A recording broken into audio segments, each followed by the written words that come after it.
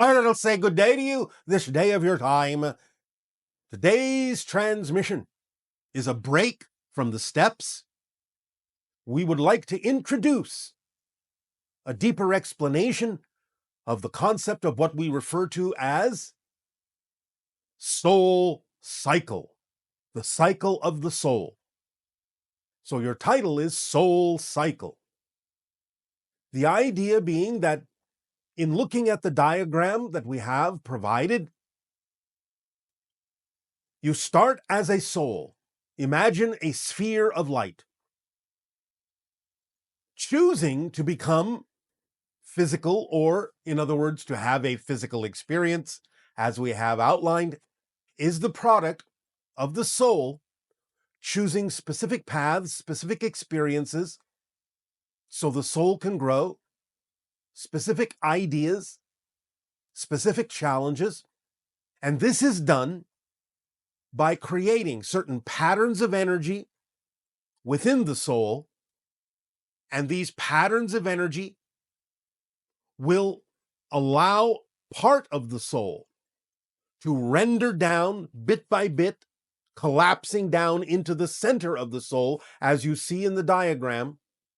These vibrations and these specific frequencies, these specific vibrations, as they collapse down into the center, as they are focused into the center of the soul, first and foremost, create the idea of the planning stage, the blueprint stage, the template stage, where you lay out, vibrationally speaking, all of the challenges, all of the themes that you are choosing to explore specifically for the soul's growth in what you refer to as this incarnation. So this is where you arrange and order, from conversations with your guides, with soul family, so on and so forth, the beginning of condensing down into a kind of pattern, that which represents the blueprint of the physical experience that you are choosing to have. It orders the idea of what the personality will be like, how you will approach things, and the way in which you will allow yourself to experience challenges so that you can transform them and overcome them. And then as the vibrations continue to condense a part of the soul, remember, the whole soul still stays there. That has not shrunk, but the condensation has happened within the soul, so that a part of the soul, some of the material, so to speak, of the soul, within the soul is being condensed down by these vibrations, by these frequencies that represent the soul's path in physical experience, reality. And so as it continues to condense, now you're talking about arriving at the level where the soul is about to be born physically through the physical processes that you experience in space and time, physical birth. And in that condensation, the soul develops the connection again, remains and retains the connection with the higher mind, which is what the soul is. But now you have a reference to the idea of becoming a physical focused being, but maintaining the connection to the soul, which you are now starting to refer to as the higher mind, the non-physical mind, that remains in spirit, so to speak, or remains its natural spirit self, because even the physical body is still within spirit, because it's within the soul. It's just an arrangement of frequencies that allows you to experience the idea of physicality in a different way than you typically experience yourself as a spirit, as a soul. But the idea is that the body is still part of the spirit, part of the soul. It's just a different arrangement of it, a different focus within it. And now you've arrived where you have the physical birth and being a young child, which is still very strongly connected in awareness to the soul, and can, in a sense, kind of expand back out and condense again and expand back out in a way that you would recognize from the space-time perspective as the opportunity for the young child to still go back to spirit, to not necessarily remain as a physical focused being. So for about 7 years on average, a young child still has the ability to be aware of its connection to all that is, its connection to higher mind and soul, to communicate freely, to remember things like other incarnations, so on and so forth, other connections to extraterrestrial forms, so on and so forth, but to also start organizing over those 7 years, on average, can be 9 years, can be less, but on average, about 7 years, start organizing in a way that it starts absorbing ideas telepathically from its parents, its society, its schooling, its friends, to lay the foundation, to overlay the challenges, the belief systems, to feed the personality with the belief systems and arrange them that will be representative of the challenges that soul chose to face. So now this is where they start becoming crystallized into a physical personality based on the belief systems that are necessary in order to experience the challenges that the soul chose to experience in order to discover new aspects, new perspectives of itself, and to grow by transforming these challenges and overcoming these challenges to discover a new aspect of the self. And then, in the final completion of the solidification, the crystallization of that physical persona within the center of the soul, when all the vibrations have, in a sense, finished their task of creating that physical personality within the center of the soul, now you have the older child or the adult that is fully ensconced within the idea of the physical reality it has chosen to experience, the culture it has chosen to experience, the belief systems, the themes it has chosen to experience, and how the personality expresses itself, and how it goes about responding, reacting through the belief systems to whatever it is that will give it the best opportunity to face these challenges and to transform them in a way that will allow the soul to grow. Then the cycle, in a sense, is reversed. As the soul and the physical personality learns more and more, as it chooses to transform challenges in a variety of different ways, the consciousness begins to expand again. And so the physical crystallized idea of the personality that is representative of the physical being starts to soften, starts to expand back out again, and becomes more aware, becomes more connected, aware of its connections to higher mind and other dimensions and spirit and ETs and all sorts of things.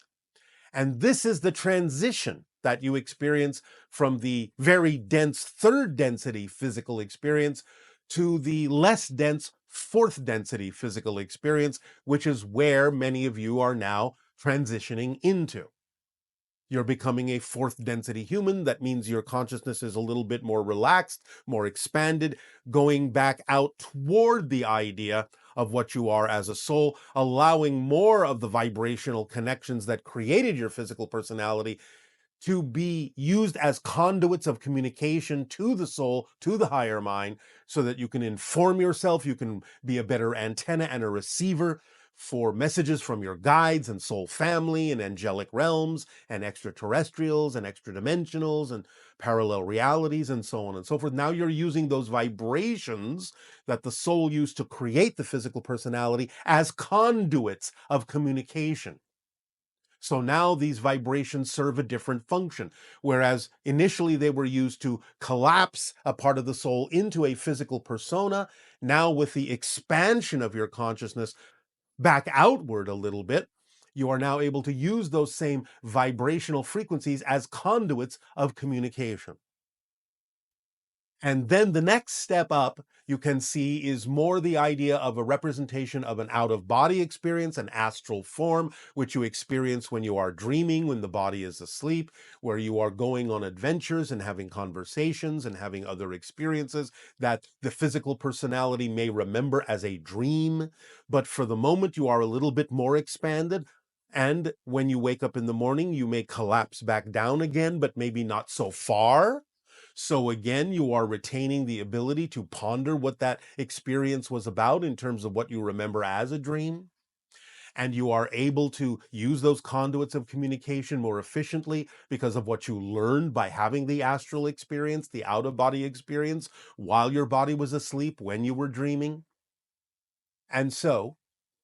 the idea is that then the astral form, being closer to spirit, between, it is not on this chart, but between the fourth density level expansion diagram and between the astral diagram is where my civilization is. As we say, we are quasi-physical, having the traits of both physical reality and spirit, so that we are actually experiencing the way you would experience reality as an astral being while we are still physical. So halfway in between that second and third stage on the diagram on the right is where my civilization exists, where we are evolving more toward being permanently astral, permanently spirit, but still retain physical properties in many different ways for a variety of reasons. But then as you start practicing more of becoming more expanded as a consciousness, spending more time in the astral realm, making different kinds of connections, learning what you needed to learn as lessons from that physical experience,